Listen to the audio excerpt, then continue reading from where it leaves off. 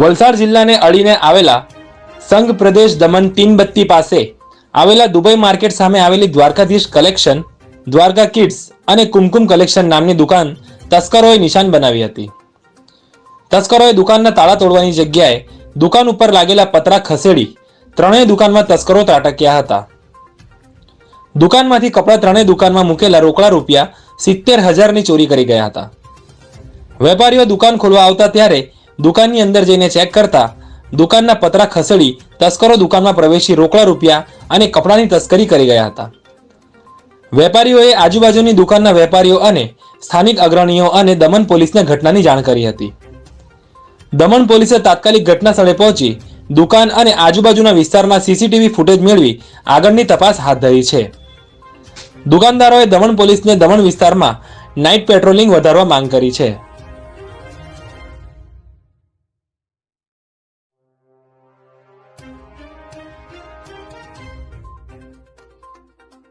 સાહેબ, આજરોજ જે દમણ વિસ્તારમાં ત્રણબત્તી પાસે આપની દુકાનની અંદર શું બનાવ બન્યો હતો?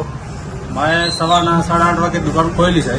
કોલેજ છાત્ર જોઈને અંદર જે બધું માલ બધું તોડાતોડી કરેલી હતી।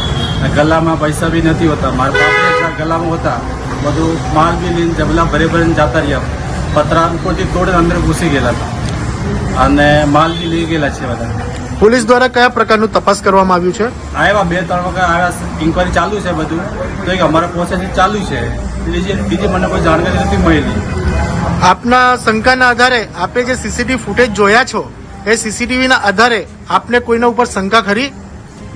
એવું કઈ શંકા નથી, બધું ક્વોલિટી સાફ સુથરી છે। આપણે આવ્યા છે, ઉતરેલા છે, બધું દેખાય, સાફ સુથરા દેખાય, રોડ પર ચાલતા બી દેખાય, જબલા લઈને ઠેલી લઈને ચાલતા બી મેં જોયા। ભાઈ બધી ક્વોલિટી છે દુકાનમાં, સાફ સુથરો માણસ દેખાયા કરે, એકદમ આંખ હાથ પગ બધું સાફ સુથરો।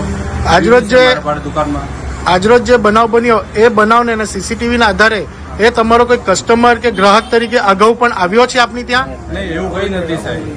આપના દ્વારા દમણ પ્રશાસનના માટે કે આપ કેવી માંગ કરો છો, કેવી પ્રકારની ન્યાય રાખો છો? મને એ બધું સાફ સુથરું છે। કોણ માણસ કેમ આવ્યા, મારી દુકાન બાજુ દ્વારકાધીશમાં, દ્વારકામાં 2-3 દુકાન બીજા બી થઈ, અઠવાડિયે પહેલા બીજી દુકાન હતી, બધી જગ્યા ચોરીનું બહુ ચાલ્યા કરતા। આજ રોજ કઈ દુકાનમાં બનાવ બન્યો છે? દુકાનનું નામ આપી શકો સાહેબ? કુમકુમ કલેક્શનમાં ચોરી થઈ, દ્વારકાધીશમાં થઈ, દ્વારકા કિડ્સમાં ચોરી થઈ છે। એક ટૂંક સવાલ હજુ કે થોડુંક વિસ્તારપૂર્વક મને જણાવશો કઈ દુકાનમાં કેટલાની ચોરી થઈ છે?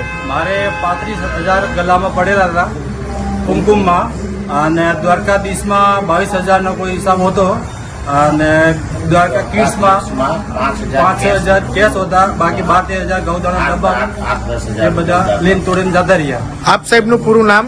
મહેન્દ્ર માલી, અક્ષલારામ માલી। કુમકુમ દુકાનના માલિક તરીકે છો આપ? કુમકુમના માલિક મેં છું। અને દ્વારકાધીશ? અનિલભાઈ। હું દ્વારકા કિડ્સનો માલિક માલારામ ચૌધરી। સવારથી 8:30 વાગે મેં ચાલ્યા ગઈ, જવાબ નથી મળેલો, કોઈ વસ્તુનો લાગુ નથી અમારે પડે। આ તમારે સબ મળેલો છે કે આ માણસ પકડાયો છે, બધું થઈ ગયું છે। સવારથી હેરાન છે અમે બધા। શટર ઉપરથી ઘટી ખુલ્લું જ છે, રાતના અમે અહીંયા રોકવા બી પડે। આજે દુકાનમાં અંદર જ છોડવું પડશે। આ વસ્તુનો અમને ન્યાય મળે।